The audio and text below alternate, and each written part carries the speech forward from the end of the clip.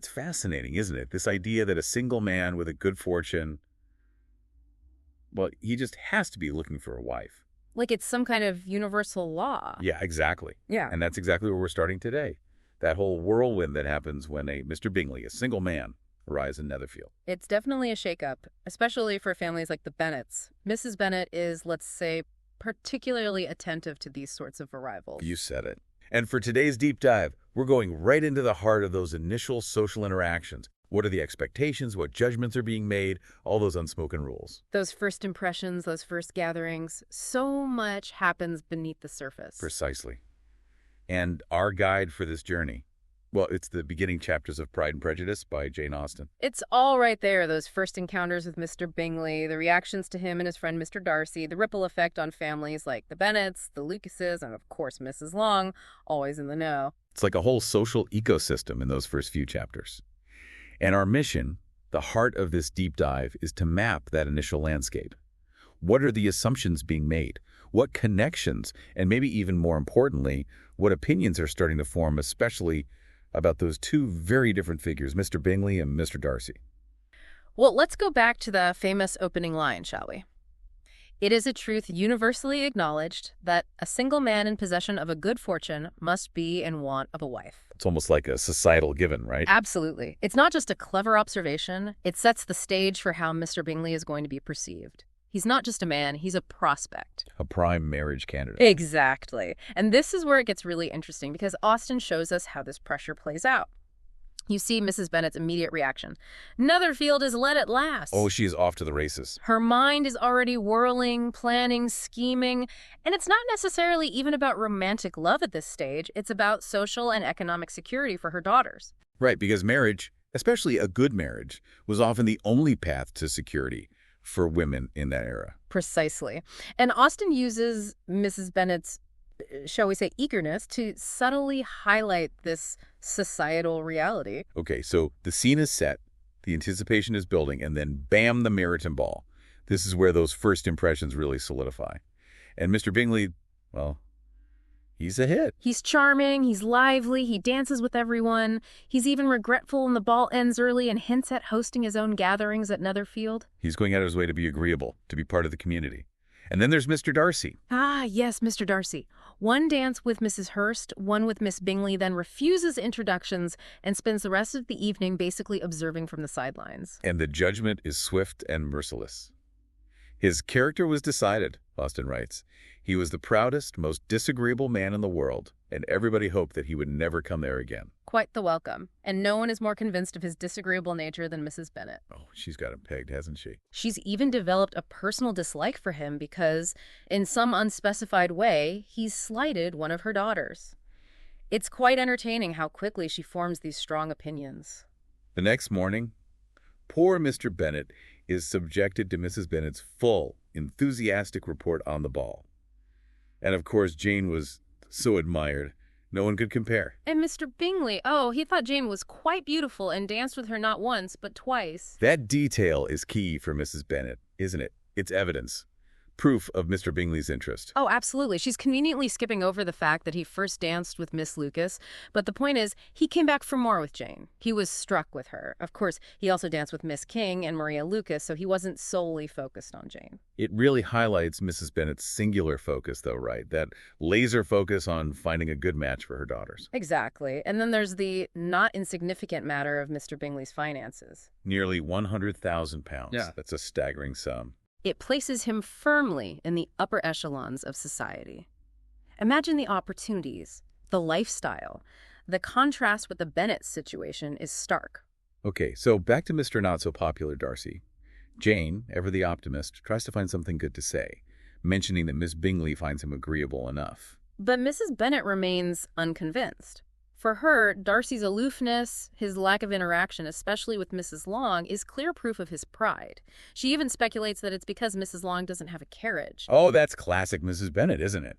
She sees everything through the lens of social standing and possessions. It's hilarious, but also a bit revealing. But then Miss Lucas offers a more nuanced perspective. She suggests that maybe Darcy's pride is understandable, even justified, considering his position, his family, his wealth. It wasn't always seen as a negative trait, especially if it was rooted in actual social superiority. It really shows how different members of this community are viewing Darcy, how their own social positions color their judgments. And then there's Elizabeth. Even at this early stage, she's thinking for herself. She's not going to fall in love with Mr. Bingley just because Jane finds him agreeable. She has her own mind. And she's more observant, more analytical. She questions how much Jane really knows Bingley, how much time has actually passed. She's cautious about declaring a serious attachment too quickly. There's also that funny bit where Charlotte teases Elizabeth, daring her to talk to Darcy about the ball. Leading to that slightly awkward exchange about how balls make ladies so energetic. It's a small moment, but so telling. Elizabeth is willing to engage with Darcy, even though she's heard all these negative things. And Darcy is, well, Darcy reserved and a bit detached. Let's take a step back for a second and look at the wider social network. We've got the Bennet's aunt, Mrs. Phillips, who lives in Meryton, and their uncle in London.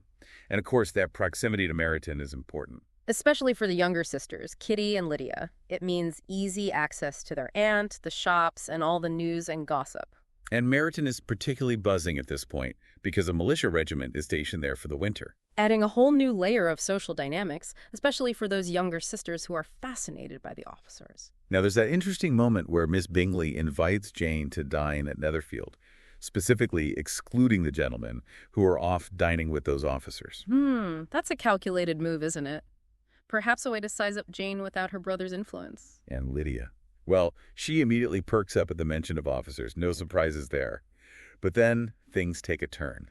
Jane gets sick after visiting Netherfield. And Elizabeth, worried about her sister, does something quite bold. She walks the 3 miles to Netherfield to check on Jane. That's quite the journey. Across fields, over fences, arriving with muddy stockings. It really speaks to Elizabeth's strong will and her deep affection for Jane. She's not going to let social conventions stand in her way. When she arrives, she's relieved to see Jane, but Jane is clearly unwell. Miss Bingley, meanwhile, makes a rather hasty and impersonal exit, leaving the sisters alone. Quite a contrast, isn't it? Elizabeth demonstrating genuine concern and Miss Bingley maintaining a careful distance. Now, while Elizabeth is at Netherfield, we get some really revealing conversations. There's that comparison between Mr. Bennet's small library and the grand library at Pemberley, Darcy's estate. And that leads to the famous discussion about what makes an accomplished woman, where Darcy lays out a very specific, and some might say narrow, definition. Elizabeth, of course, sees right through it. She points out that his standards are so impossibly high that few women could ever meet them. She's not afraid to challenge him, even at this early stage. It's a wonderful moment that showcases Elizabeth's wit and intelligence. And while all this is going on, Jane is still unwell. And we see a clear difference in how Bingley and his sisters react. Bingley is genuinely concerned, while his sisters, well, they declare themselves miserable, but then proceed to play duets to solace their wretchedness. Bingley's true nature shines through here. He even gives quiet instructions to his housekeeper to take special care of Jane. And then, of course, no stay at an eligible bachelor's home would be complete without an appearance from Mrs. Bennet. She arrives bright and early the next morning with Kitty and Lydia in tow after receiving Elizabeth's note about Jane's illness. Oh, Mrs. Bennet. She can't help herself. She launches into socially inappropriate comparisons between the countryside and the town, oblivious to Darcy's disapproval. She's on her own planet sometimes, isn't she? It's almost cringeworthy, but it reveals so much about her character and her motivations. And then we have those contrasting scenes with Bingley and Miss Bingley. Bingley sends polite inquiries about Jane's musical talents and her preferences, while Miss Bingley is blatantly trying to get Darcy's attention, walking around strategically, trying to draw him into conversation. But Darcy, he's glued to his book. It's like she's not even there. And then there's that brilliant exchange between Elizabeth and Miss Bingley about Darcy. Elizabeth, with her sharp wit, remarks that she doesn't find Mr. Darcy laughable, leading to a whole discussion about ridicule, folly, vanity, and pride. And in a moment of pure irony, Elizabeth states that Darcy has no defects whatsoever, a statement that sails right over Miss Bingley's head.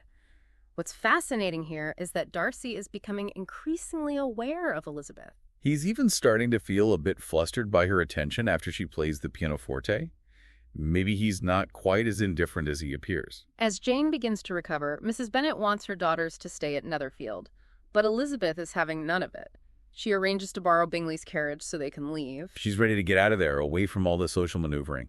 And then, just as they're about to depart, Mr. Bennet drops a little bombshell at breakfast. He's expecting a visitor, a gentleman, a stranger to them all, and this, of course, sets the stage for the arrival of Mr. Collins. Oh boy, Mr. Collins. So as we wrap up this first look, we've witnessed this fascinating social dance. A new, wealthy bachelor arrives, and the whole community is set abuzz. Marriage prospects are front and center, and those first impressions are shaping everything.